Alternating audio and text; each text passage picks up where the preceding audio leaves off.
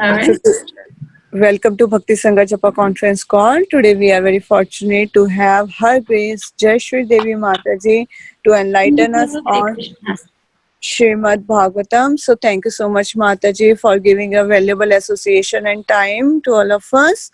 Now I would like to hand over the call to you Mataji. Thank you so much for giving your association. Hare Krishna. All right. Thank you very much. Good morning, everyone.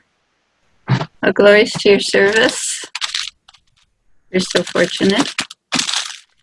All right. Is Shamagori on?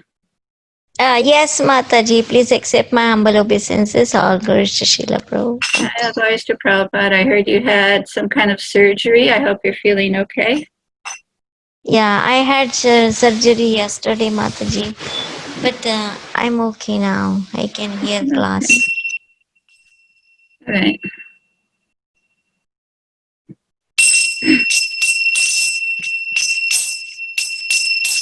Jaya Radha Madhava Kunja Bihari Gopi Jana Vallabha Giridharadhari Yasoda Nandana Bhajajana Ranjana Yamuna Tira Vanachari Jaya Radha Madhava Kunya Bihari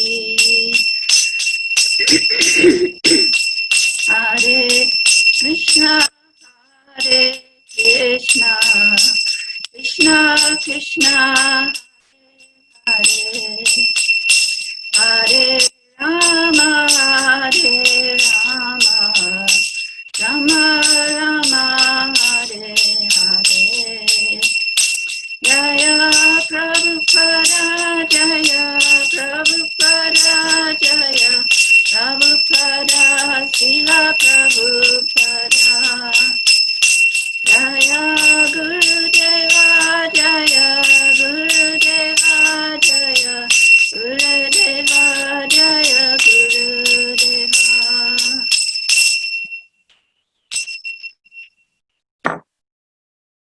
Namo Om Vishnu Padaya Krishna Prasad Bhutale Srimad Bhaktivedanta Swamini Pranami Namaste Saraswati Devi Bhagavani Charani Nivise Sasmi Pali Krishna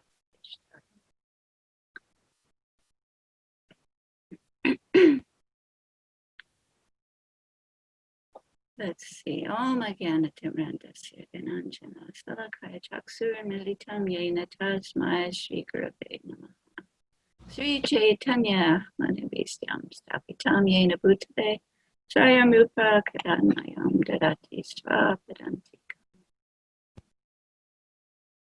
Vandeham Sri Guru Sri Jita Padakamalam Sri Gurum Vaishnavamscha Sri Rupam Sagradatam Sahagana Raghunatham Tam Sijitam Padaitam Savadutam Parijana Setam Sri Krishna Chaitanya Devam Sri Radha Krishna Padam Sahagana Sri Sahagana Lalita Sri Vishak Nitamscha Hey Krishna Karna Sindhu Dinabandhu Jagat Pate Gopisa Gopika Kanta Radhakanta Namostute Tapta Kanchana Gaurangi Radhe Vrindavaneshri Vrishabhanustata Devi Pranamami Hari Priya Vanchakalpatrubhasya Kripa Sindhuveva Chapatitanam Pavanebhyo Vaishnave Yo Namo Namaha Sri Krishna Chaitanya Prabhu Nityananda Sri Advaita Gadadhar Srivasari Gaur Bhaktivinoda Hare Krishna Krishna Krishna Hare Hare Hare Rama Rama Rama Hare Hare Jaya glories to Sri Guru and Sri Guranga. All glories to Lord Chaitanya's magnificent and munificent mercy.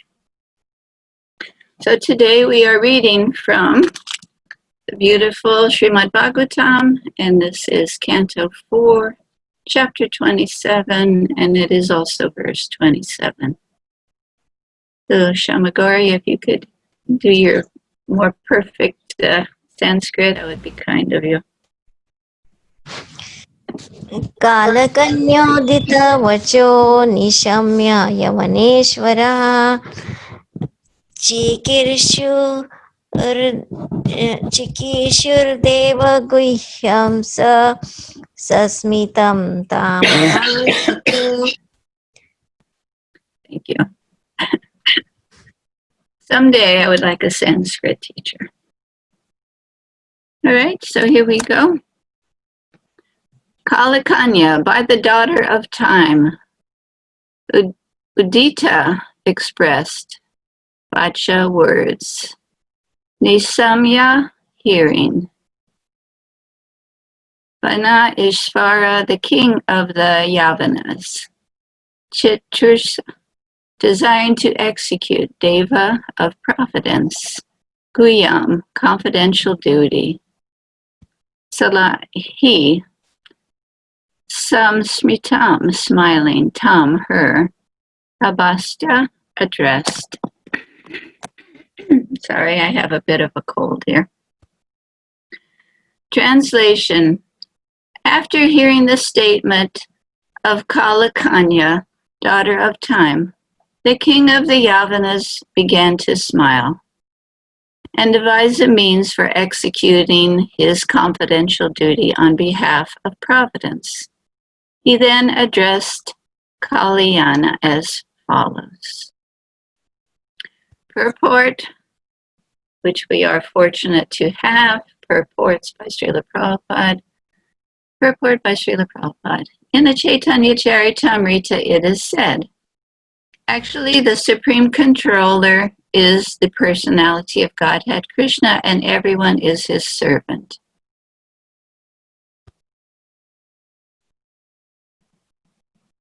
Yavanaraj, the king of the Yavanas, was also a servant of Krishna. Consequently, he wanted to execute the purpose of Krishna through the agency of Kalyana. Although Kalyana means invalidity and old age,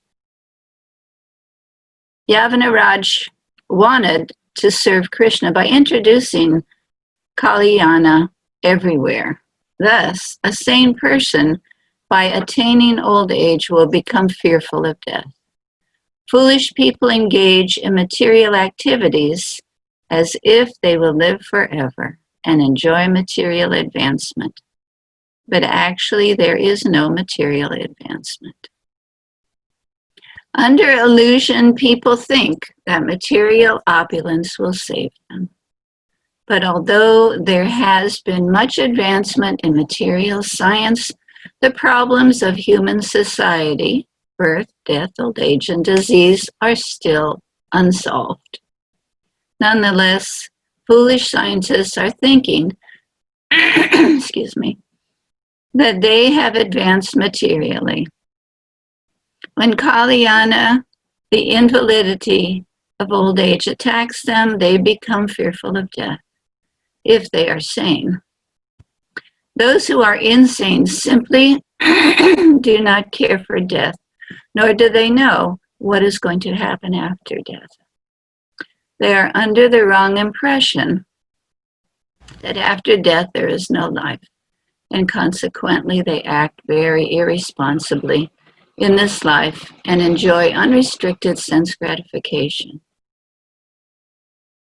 For an intelligent person, the appearance of old age is an impetus to spiritual life. People naturally fear impending death. The king of the Yavanas tried to utilize Kalakanya for this purpose. And I was asked to read the next verse, which is number 28.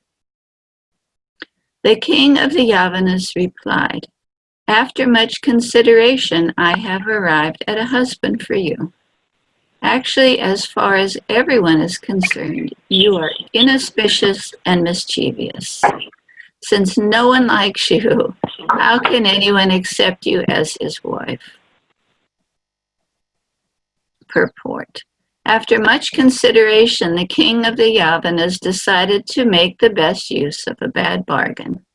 Kalyana was a bad bargain, and no one liked her. But everything can be used for the service of the Lord. Thus the king of the Yavanas tried to utilize her for some purpose. The purpose has already been explained. That is, Kalyana as Jara, the invalidity of old age, can be used to arouse a sense of fear in people so that they will prepare for the next life by engaging in Krishna consciousness. So, Om Agana Timrandasya Gananjana Salakaya Chaksur and Militam Yena Tasmai Sri Gurave Namaha. We are definitely born in the darkness of ignorance and are very, very merciful spiritual masters are kindly opening our eyes with the torchlight of knowledge. So we offer our most humble and respectful obeisances unto the lotus feet of such spiritual masters. All glories to Srila Prabhupada for making the journey over to the wasteland of America. So, today's society is headless, right? There's no leader in this world. There's no leaders that are leading the countries. Some are doing maybe a better job than others. They're spiritually uneducated, they're uncultured people, and their only direction is to make money and to gain power. Very unfortunate situation.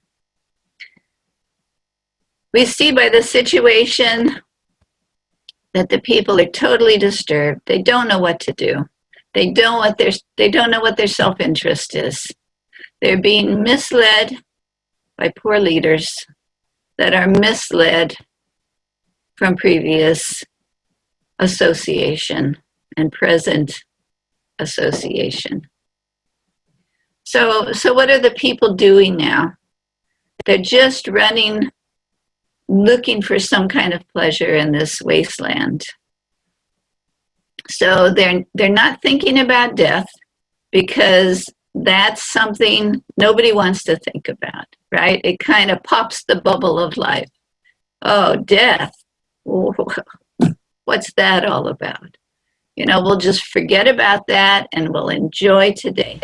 So what are they doing? They jump out of airplanes, they go rock climbing up mountains, and they fall and break their limbs, and they're doing all kinds of very dangerous activities. And it's just for the thrill, because they don't know that this life has a great importance, that this human life has such a great importance. So they're thrill-seeking, many of them. So many activities are geared towards thrill-seeking, and so many people, because they have so much energy, are using their energy in that way. I mean, if you think about it, with all the money and energy that's put into activities of thrill-seeking in this world, what great things could be done. Prabhupada said there's no lack in this world. The lack is the intelligence to use things for their best purpose, for Krishna consciousness, for the whole world's benefit, actually.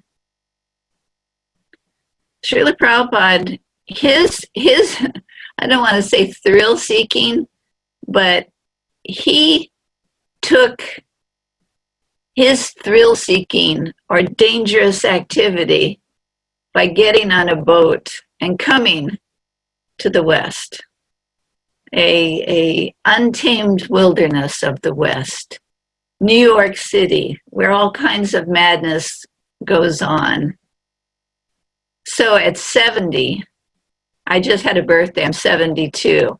So to get on a boat at 70 years old and cross an ocean for a month with no money, not knowing anybody, having no idea what you're going to meet over there, having been told and warned not to come, Prabhupada was the ultimate example of proper way to use the desire to seek a thrill or a challenge at the end of his life. He was so brave. These people are brave because they're going to jump out of an airplane and hope that the parachute opens, which actually I do know someone in Hawaii.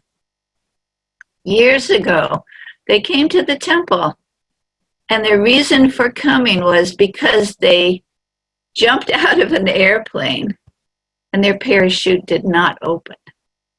And as they were falling to the earth to be smashed into pieces, they promised God if he saved them, they would dedicate their life to his service. And so they did smash to the earth.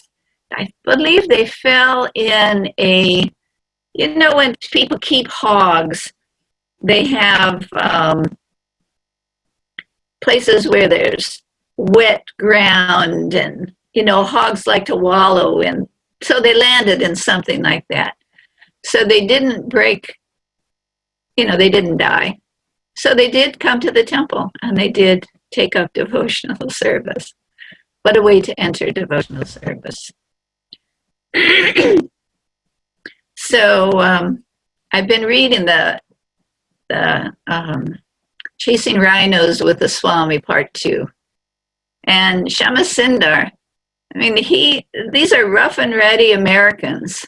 They had done so many things. I mean, if you read the books, it's not something the lifestyle is not something any cultured Indian person or from any country would take up. But these rough and ready Americans had done so many things to find pleasure, seek thrills. And here's Shamasundar in his youth with all that energy and all that background of thrill seeking. And what happens? Krishna gives him Srila Prabhupada.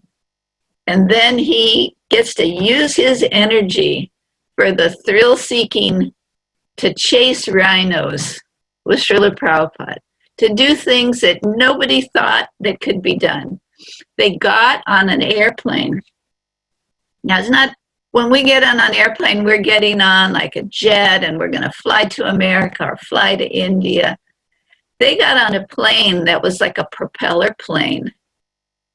The cheapest flight they could possibly find. Malati explains that there was the cockpit and then there was a string that went to the rudder just to navigate the plane with. I mean, can you imagine crossing the ocean on a plane like that? There were no seats. They sat on the floor. There was no bathroom. There was some kind of a burlap sack and some kind of a bucket of water or something like that. Just, I mean, it had to stop several times to refuel. What a risk.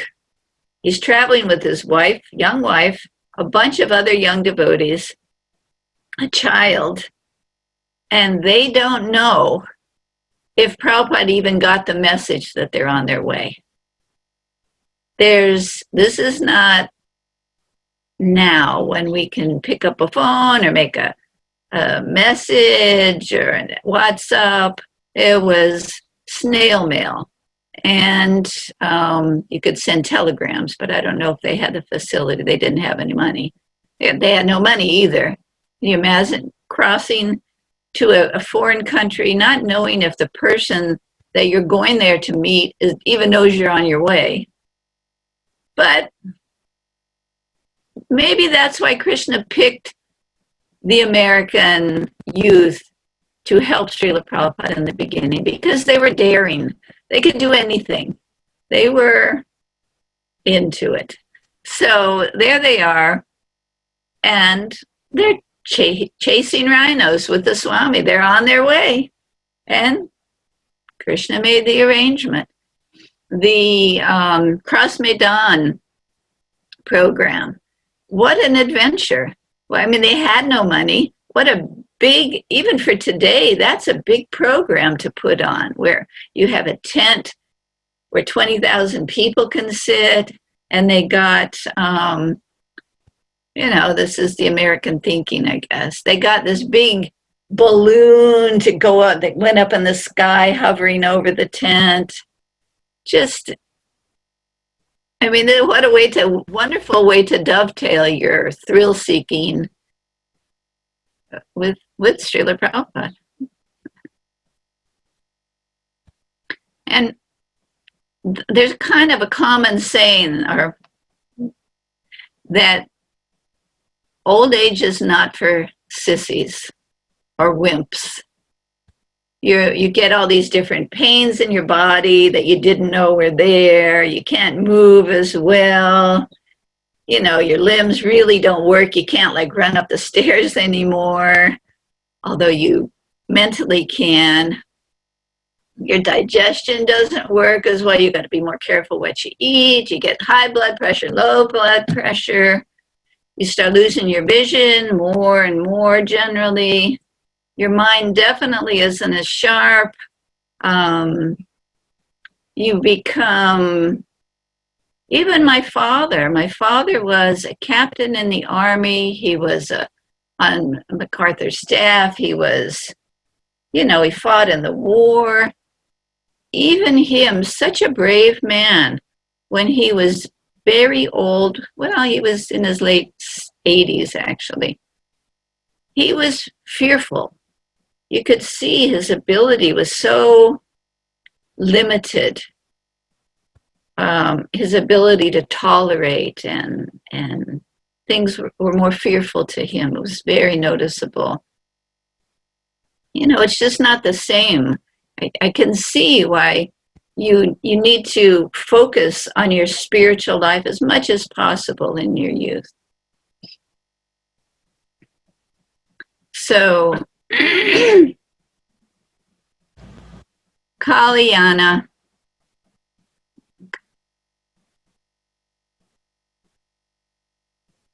she's time, and she's taking us through to invalidity. And then death is very apparent. Like so many devotees my age are passing away.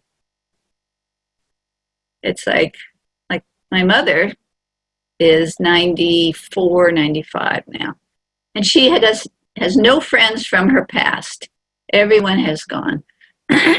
So at my age, we're seeing all these devotees are moving on.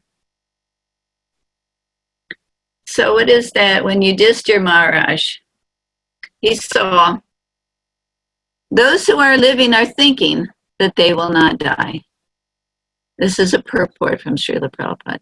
They see that their friends are dying, but somehow or other they think they are eternal. Maharaj Yudhishthira said that this was the most amazing thing in the world. No one thinks that he's going to die, although everyone else is dying. So in the purport of the verse that we just read, the king, he wanted to execute the purpose of Krishna through the agency of Kalakanya, although Kalakanya means invalidity or old age. Yavanaraj wanted to serve Krishna by introducing Kalakanya everywhere. Thus the same person, by attaining old age, will become fearful of death.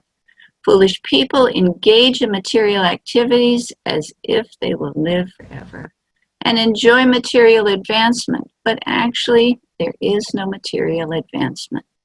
Under the illusion, people think that material opulences will save them. So the major thrust throughout the world is how to accumulate more and more. The leaders, the society, the media, movies, everything is geared towards how to get more material prosperity and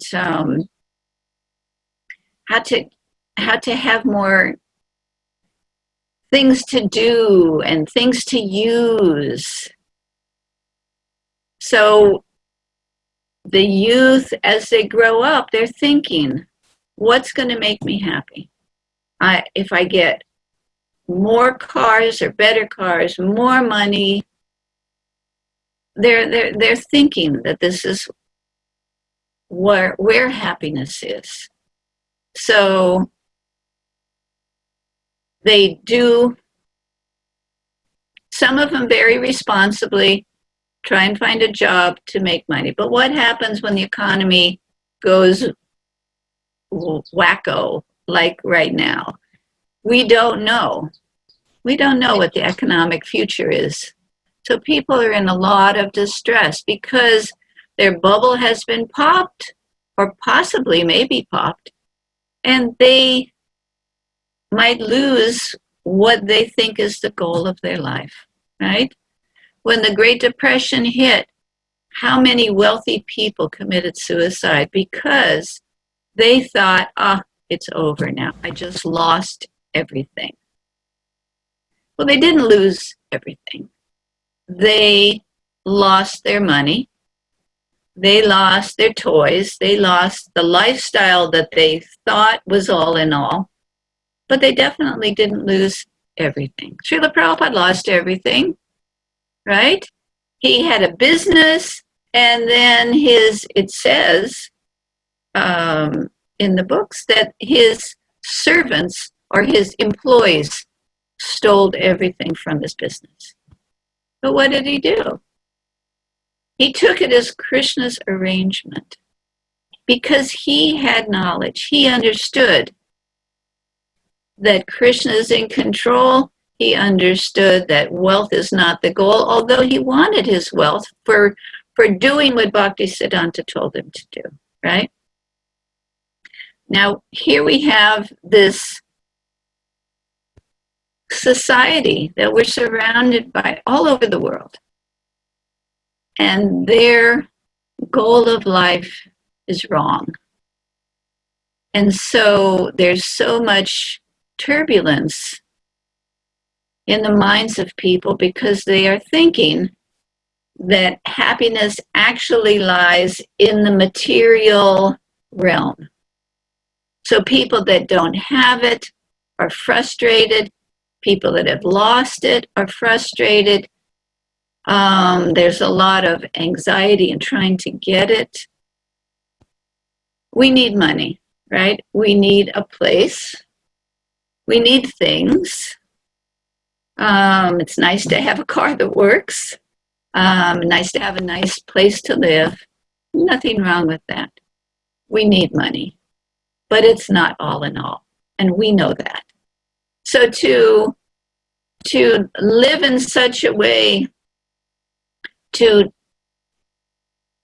take from the society as much as needed to be comfortable and safe, and to utilize our access, the access that we have for others, for serving the mission,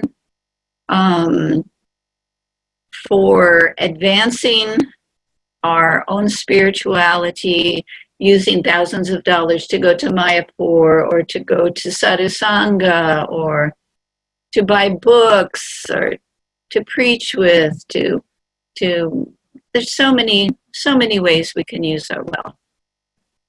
I personally am a saver. I save money. So my amount of money is very small compared to most people's money. So I feel that that's fine because now we have a difficult situation possibly, and then that money can be used for whatever, greenhouse or doing something with. So it's because we have this knowledge that we know that it's not the all in all.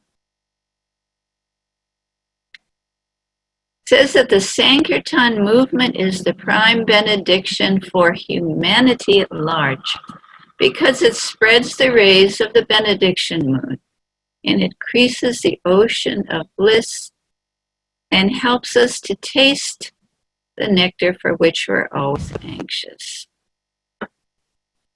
So people are looking for satisfaction. They're looking for peace.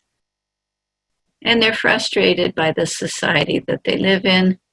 They haven't, either they haven't had the good fortune of meeting a devotee yet, or coming across the movement of Lord Chaitanya, or they're not qualified to embrace it when it's come their way. And that's unfortunate. So the prime benediction, it's not becoming someone who's a wealthy business person. It's not being the most beautiful woman. It's not so many things. It's the prime benediction is meeting the Lord's movement, understanding the goal of life, and tasting the bliss that is there. People don't have access to that. And it's not, in our conditioned state, it's not that we're feeling blissful all the time. We're still materially contaminated, but we're on the path, as they say. So we have karma to get rid of. We have a lot of coverings to deal with. But we know that taste is there. So because we are in knowledge, we know that death is there. And Prabhupada said at one point, you keep that in the forefront, that death can happen any moment. And it's a fact. I mean, with the devotees that have passed away, who would have thought? Who would have thought that we would be bereft of their association? But they've gone on, and who knows when it's going to be our turn to meet that moment, right? Prabhupada said that death carries the devotee like a mother cat carries her kitten, with her teeth, but very carefully. And that death carries the non-devotee like a cat carries a rat. They have their bad habits, they have their karma, they have their consciousness that who knows where it is at the time of death. And it's very sad, actually. And we have the medicine, right? We have the direction, we have the way to help them transfer bodies. I do tours at the palace, and I get to the changing bodies picture, which is big on the back wall of the palace. And it's one of my favorite spots to preach from, because, and amazingly enough, last Sunday, I did the tours from 1:30 till 5. Every half hour, there was at least 2 to 10 people. Every single one of them, except 2, were Westerners. Very, very unusual. Usually, the palace is full of Nepalis, different Indian groups, you know, people that are already knowing that this is a temple and that they're coming here for whatever spiritual reason, making a pilgrimage. But these people are all Westerners. And it's so nice. You can't exactly preach to them the same because they don't generally have a very deep base of spirituality. But I turn to them and I say, if someone were to ask you who you are, what would you say? You would say, I'm this body. You would say, I'm a woman, I'm American, I'm this, I'm that. I said, but in reality, are you this skeleton with these muscles? Is that really you? Or are you the soul that's using this body as a vehicle? I said, this picture is from the Bhagavad Gita. And Krishna is speaking to his friend Arjuna. And Bhagavad Gita is read at universities all over the world in their Philosophy 101 classes. These are things they can identify with. And then I tell them the verse. As the eternal soul passes in this body from birth to youth to old age, the soul leaves the body at the time of death, the eternal soul, and the self-realized soul is not bewildered at this time.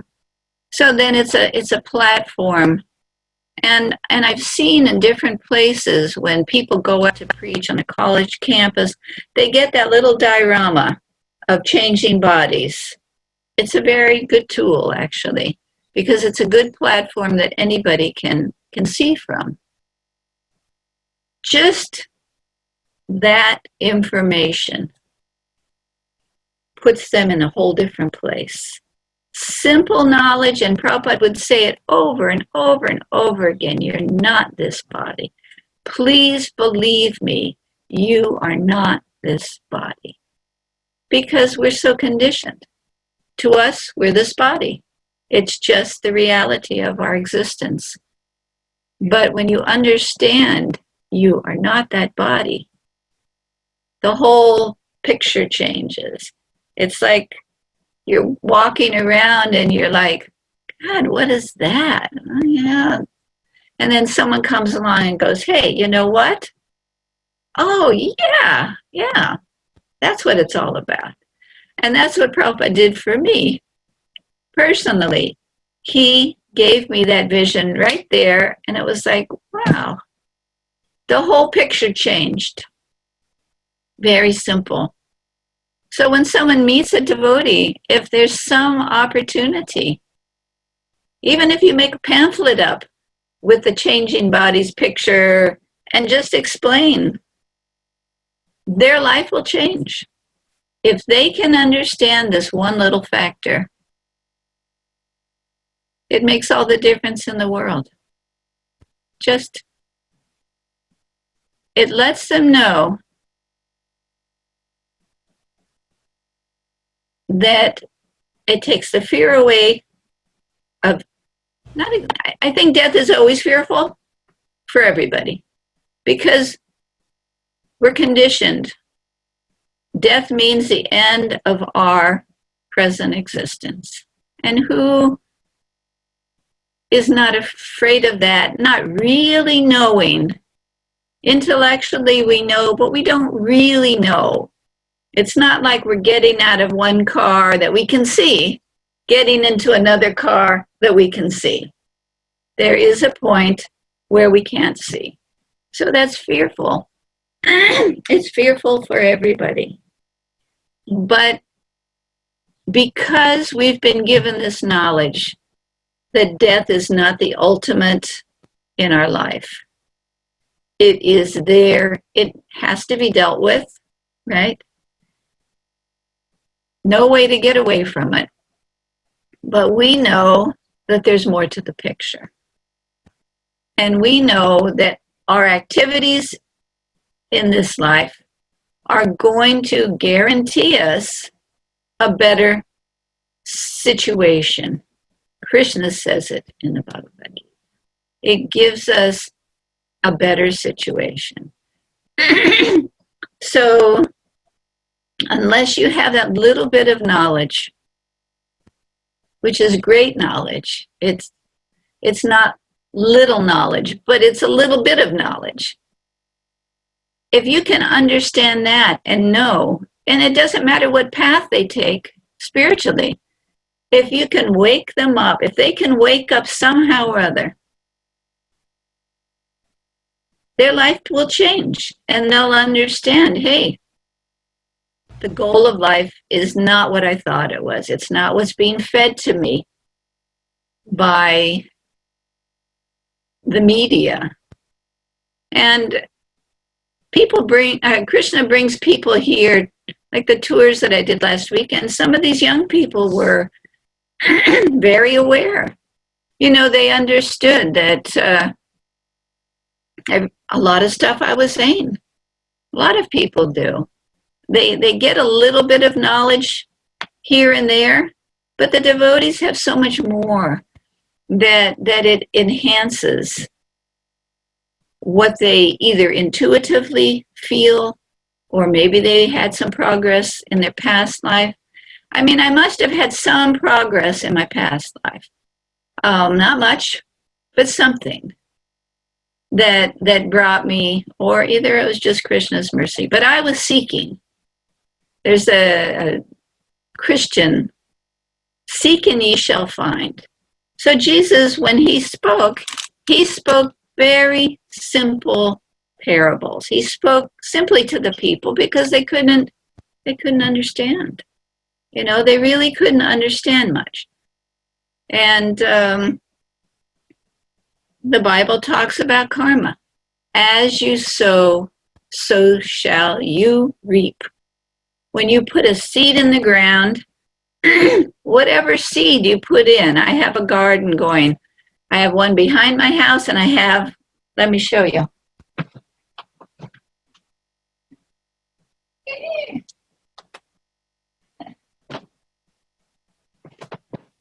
These are the zucchinis that I picked out of my garden yesterday. And I've had like 10 of them already, and they're not hard. The skin's not hard. The seeds are small and soft. You know, I put zucchini seeds, in some cases seeds, some cases plants, in the ground. And I reaped zucchini. It's simple. Christ spoke very simply. So what does that mean? When you tell that to the Christian people or the Westerners, they understand some, but the law of karma is what he was talking about. You know, what we do, the seeds we sow in this world are the plants and the fruits that we are going to get back. And when people put the two together, it helps them step up in their spiritual life. It helps them get to another plateau of vision. So what they do guarantees them a certain result. So what does that mean to them? It means that if they're doing foolish, demoniac nonsense, I mean, pick up a newspaper. Most people don't read the news on a newspaper anymore, I don't think. But just look online. I mean, it's to me, it's frightening.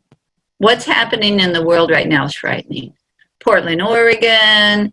It's like, where are we? Where are we? What's happened to our quiet little planet?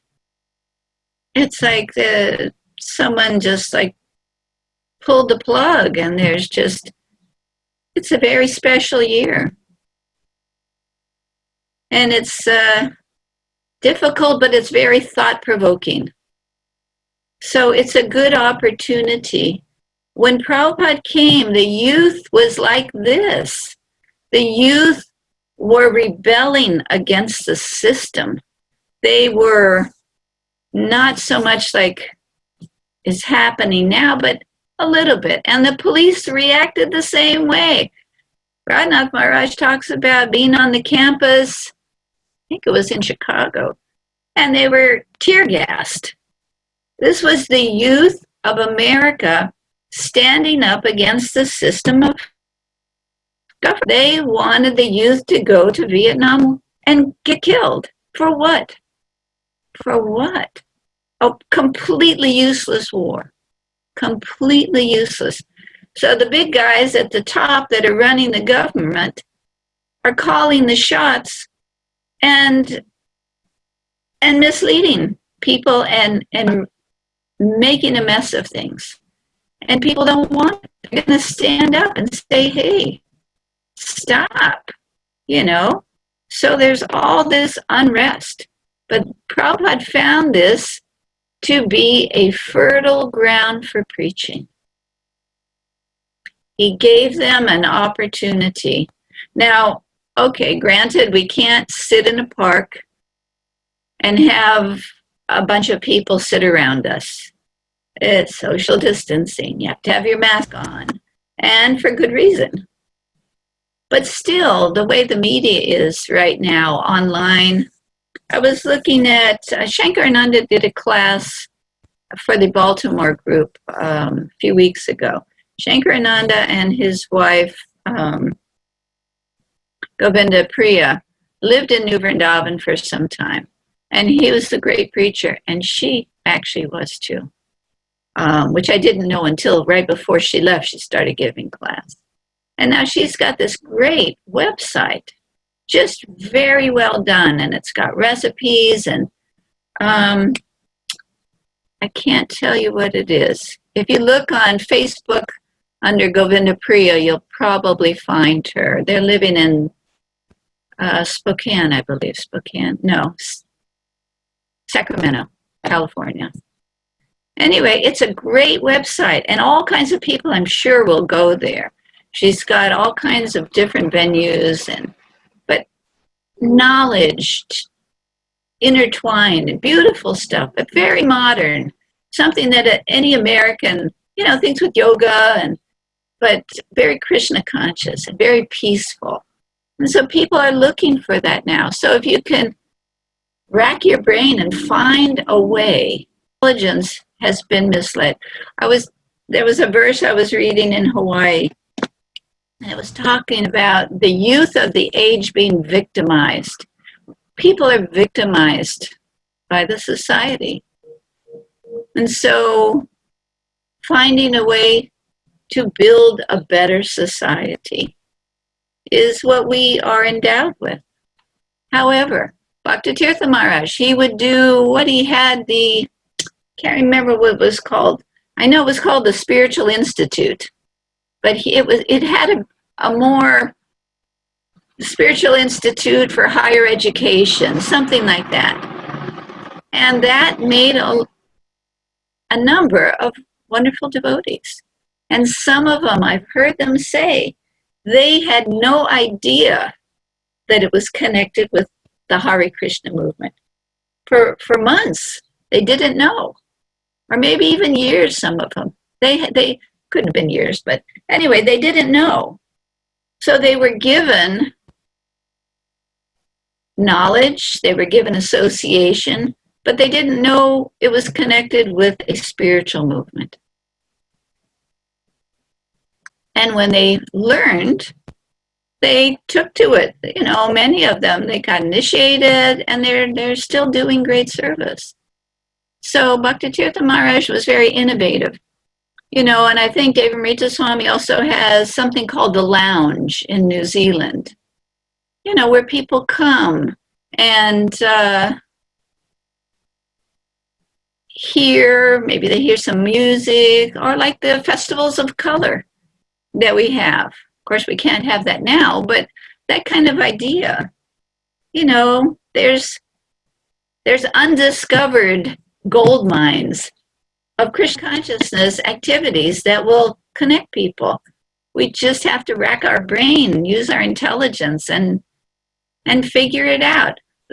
Shama Sundar in San Francisco, the mantra rock dance. It's like, what? What kind of spiritual thing is it, that the mantra rock dance? This is San Francisco in the 60s. Shama Sundar still has his long hair. They're just coming from being hippies. They're living with Prabhupada, basically, in San Francisco. They have an apartment for him. They have their own apartment. And how do you preach? So he comes up with the mantra rock dance. He and Mukunda Maharaj, I believe it was. And in those days, Jefferson Airplane, the Grateful Dead, Big Brother and the Holding Company, these were all like name bands of that generation that were just getting started. These were the rebellious hippies that were against the Vietnam War, looking for a counterculture, and they're just getting all these rock bands with all these messages of rebellion and, this is Bob Dylan and all this. So what does Shamasunder do? He comes up with, and there was in Haight-Ashbury, a venue called the Avalon Ballroom, which is where these bands would play, and all the hippies would come with their drugs and light shows and dance and everything. So what does he do? He puts together the mantra rock dance, and they use the Avalon Ballroom. They have a light show, and they have some of these bands playing their music, and it's full of young people. And what happens at a certain point in time? They introduce Srila Prabhupada. Srila Prabhupada goes to the mantra rock dance. Nothing was below Srila Prabhupada's preaching. He walks in, the youth separate, he goes up on stage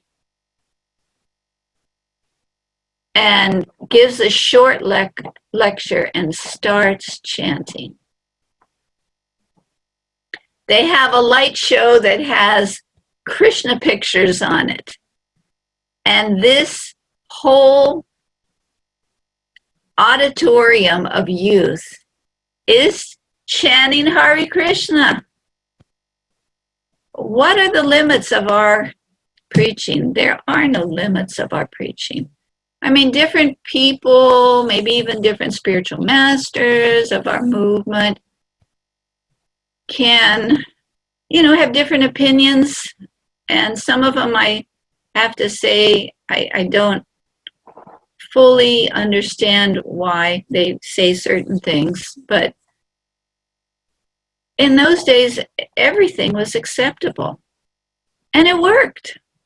It worked. Prabhupada spoke to this youth, like hundreds and hundreds of them. And he preached pure Krishna consciousness. And then he walked out and they went on. So we need to figure out how to engage people now. It's an opportune time. It's an opportune time. It's not that we don't have this or don't have that, or, that it's, nothing to do. Figure it out. Find a way. As Yugala Kishore from Farmington Hills, who opened a temple there, would say, I'm preaching to myself. Let's become inspired. It's not a time to become depressed or think, we can't do this, we can't do that. Krishna's opening other doors. We just have to go for it. Chase the rhino with the swamis.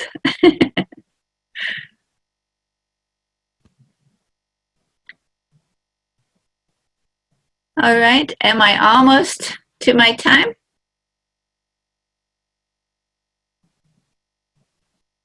Hello, is anybody there? Yes, Mataji. Yes, Yes, yes. ma'am. So what is my time? I have, and I've been talking for an hour. Am I supposed to stop now? If you want to speak, you can speak, but you can get some questions now. Okay. All right, well, Krishna consciousness is unlimited. You can go on talking. So we'll see. It's not that. So when you get together with people, it's very easy right now to have a conversation about the situation. It's like, what is the good? What is the good of that? If you can actually solve something, that's one thing, but to talk about it. Better someone says, hey, what did you read today? Or what did you hear? What are your inspirations? What are your realizations for the day? How was your japa? Even in a spiritual group, you have this influence of Kali, as far as I can see, So what's the solution? Dive head on into that, or raise the conversation to a better platform? We we're not always going to solve a problem by getting into the Gramya Kata of it. So we need to uplift the situation, or try to, or stay away from it and just go on with our spiritual advancement in the effort.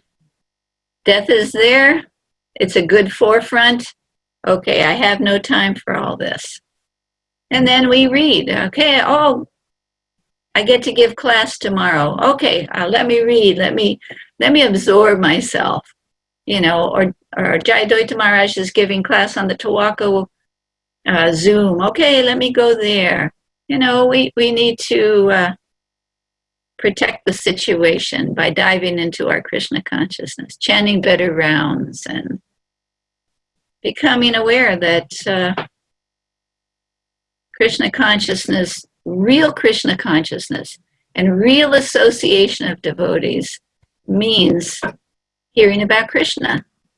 Not hearing about management, hearing about Krishna. Yeah. Not hearing about problems, hearing about Krishna. I mean, we have to deal with the mundane stuff, but it's not an all-in-all thing. Oh, did you hear this person did this and this person said this and oh my God. You know, no. Did you know that Krishna stole the butter from Mother Yasoda's pot after he broke it? Oh my God, did you hear about that? Did you hear what she did? You know,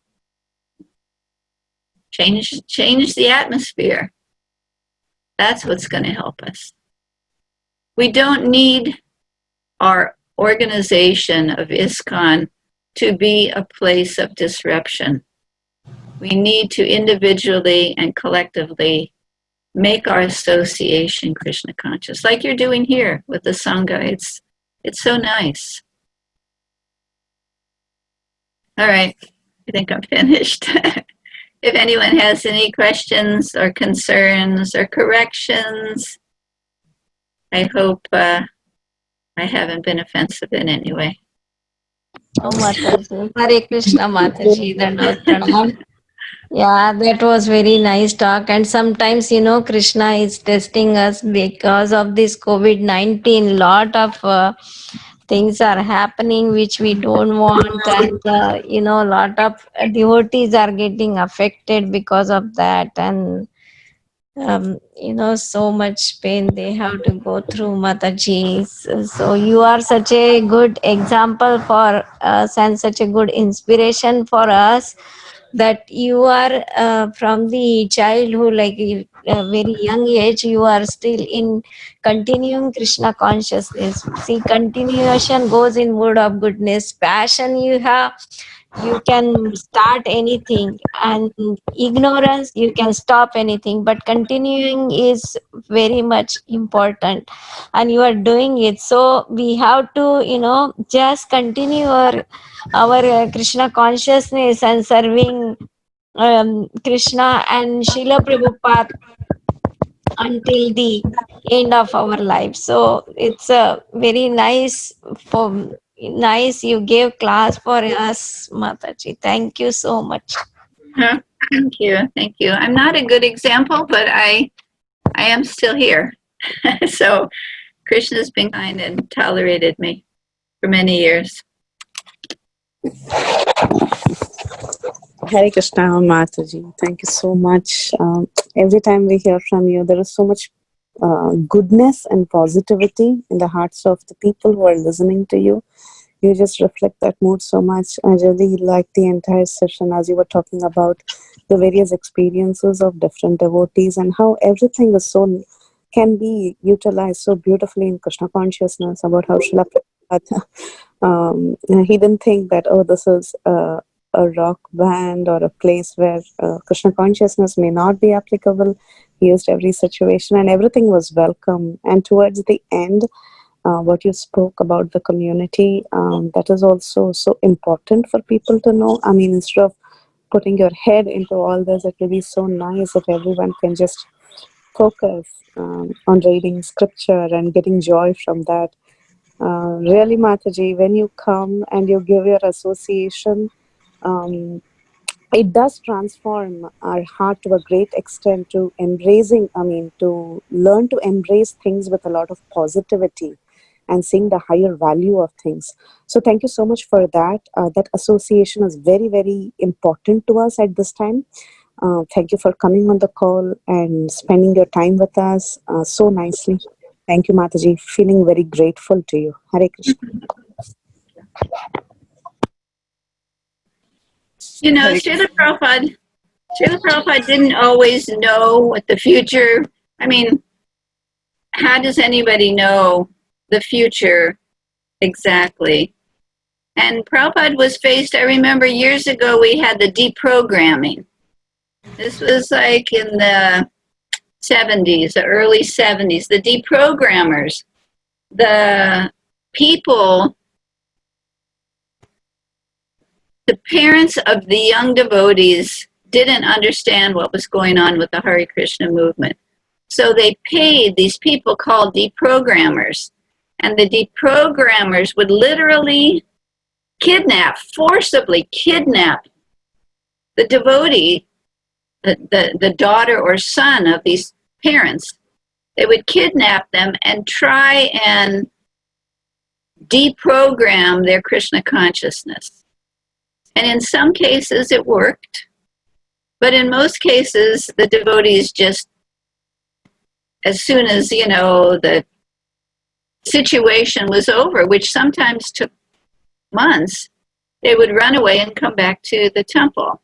So Prabhupada was dealing with having, his disciples kidnapped because the parents were against their children becoming devotees and giving up everything, leaving school, or, it was like a misunderstanding on the part of the parents. But in those days, kind of understandable that they would be concerned that their child is living in the temple with a bunch of other people, shaving their head. It's like it was so new. But Prabhupada, he wanted them defeated on a certain legal level, which happened.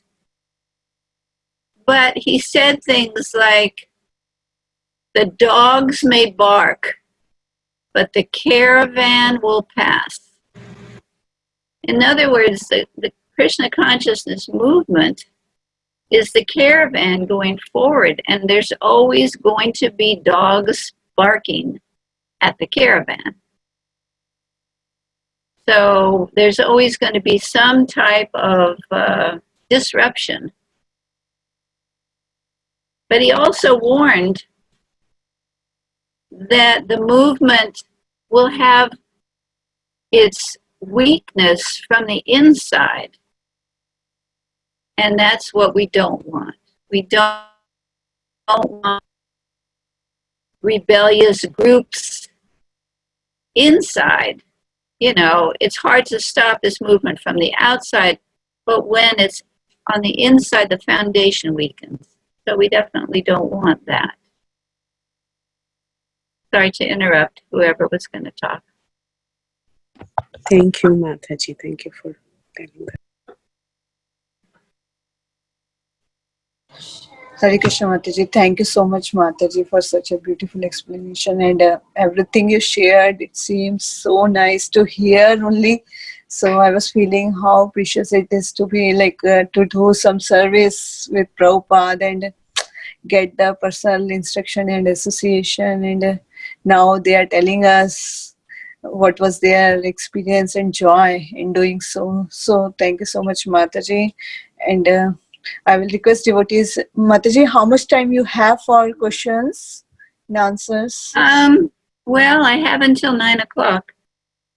Okay, thank you, Mataji. So I will request now devotees, if they have any questions or comments for Mataji, they can ask now. And can I say one thing? Yes, sure, Mataji. Years ago, I went to Mayapur and I went on the parikram, which I love to do. And Tamal Krishna Maharaj was there and he remembered me from somewhere. And so when they finish for the day, they have dinner and then they sit around and they talk. You know, they have those speakers. And he asked me to speak one time. And I remember the very profound realization that I had read about all these holy places and pastimes of the Lord in the Navadvip area, the Parikram path. I'd read about it, and I had experienced it that way. But when I got there and actually went to those places,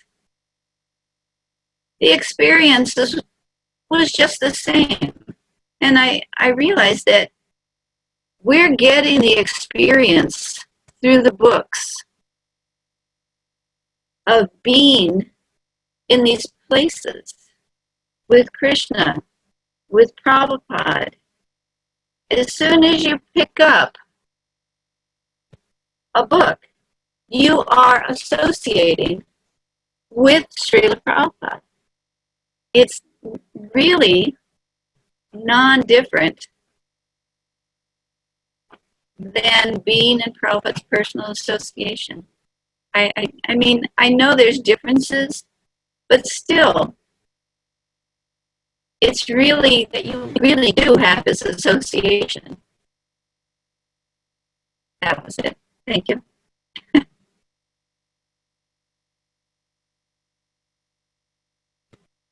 Haribol Mataji. Yes.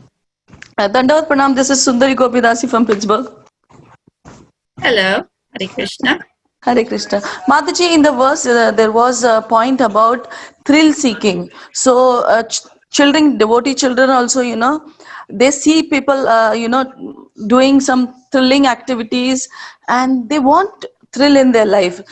So, recreation wise, reading also, Radhika reads a lot.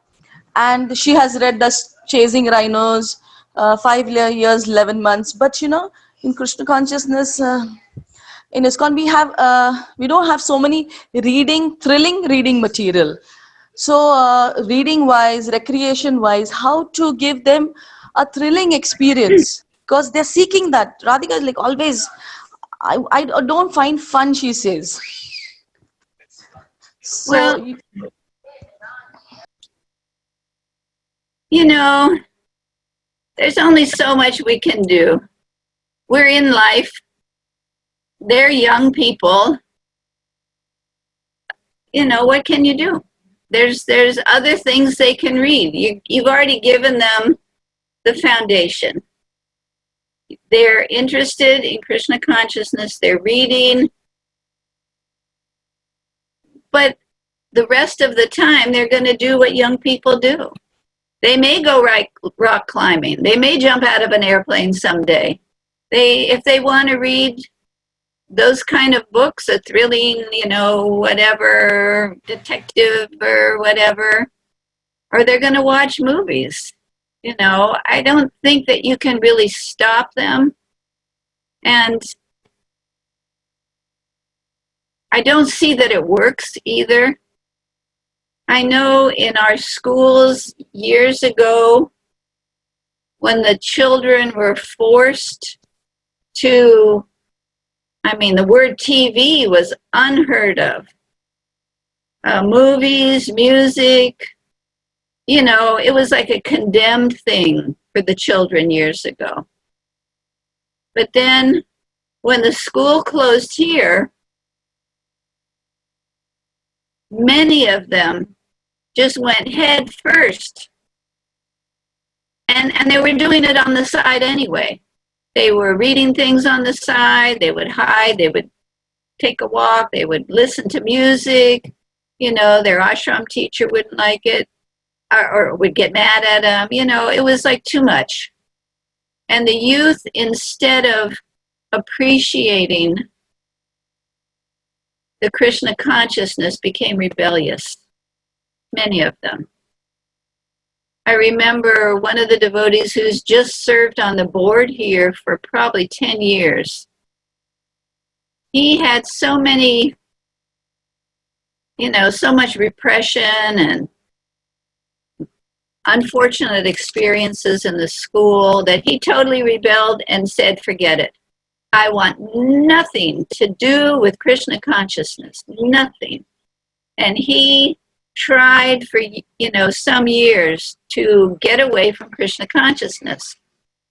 And Krishna was always coming into his way.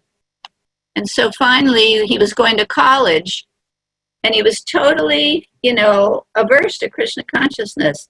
And there was some devotees and were doing some kind of a program outside with some kind of a kirtan, and the guy who was playing the mridanga couldn't play very well.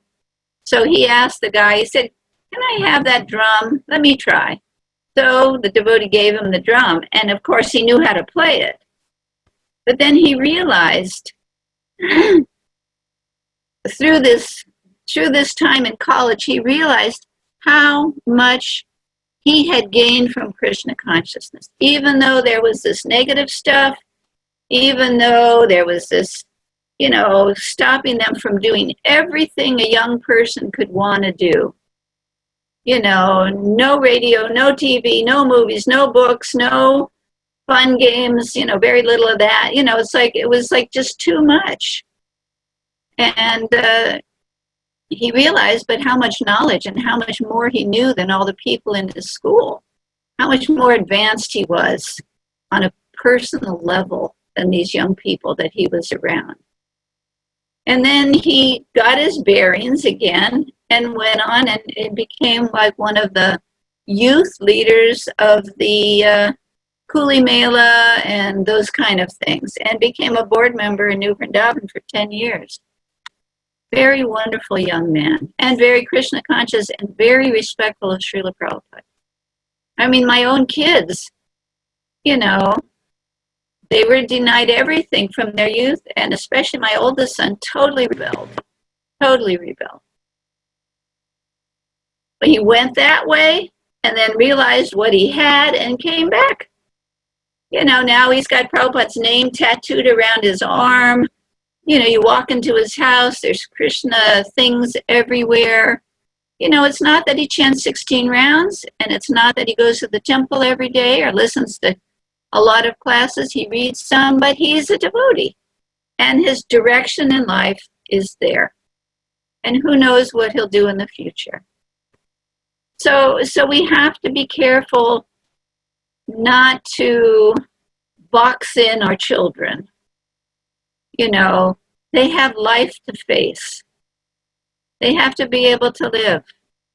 And if they have certain desires, I'm sure you were there in Pittsburgh when that other family was there.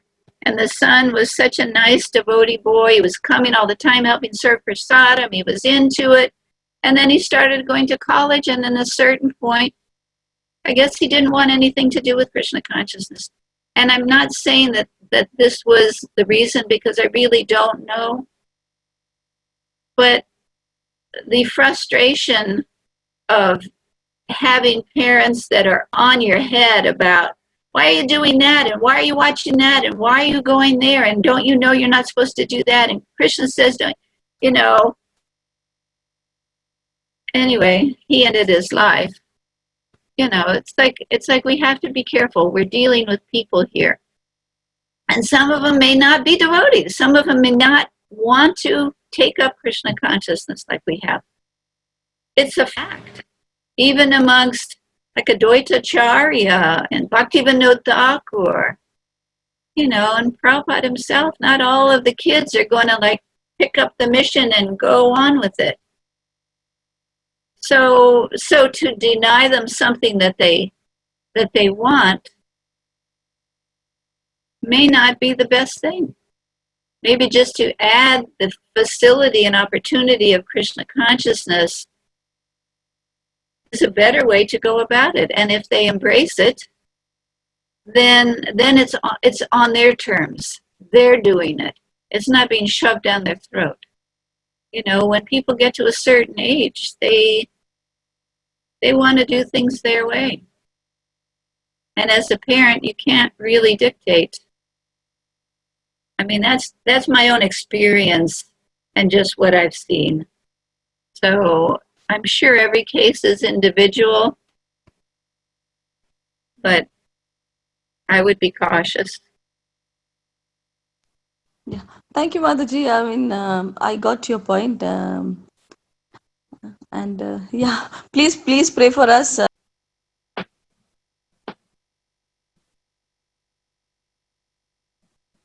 Okay, what time is it? It is, I'm late. Okay, I've got to go. Sorry. Okay, thank you so much, Mataji. Thank you so much for your valuable association and nice explanation of question and answers. So we will end the call here. So thank you so much all for joining.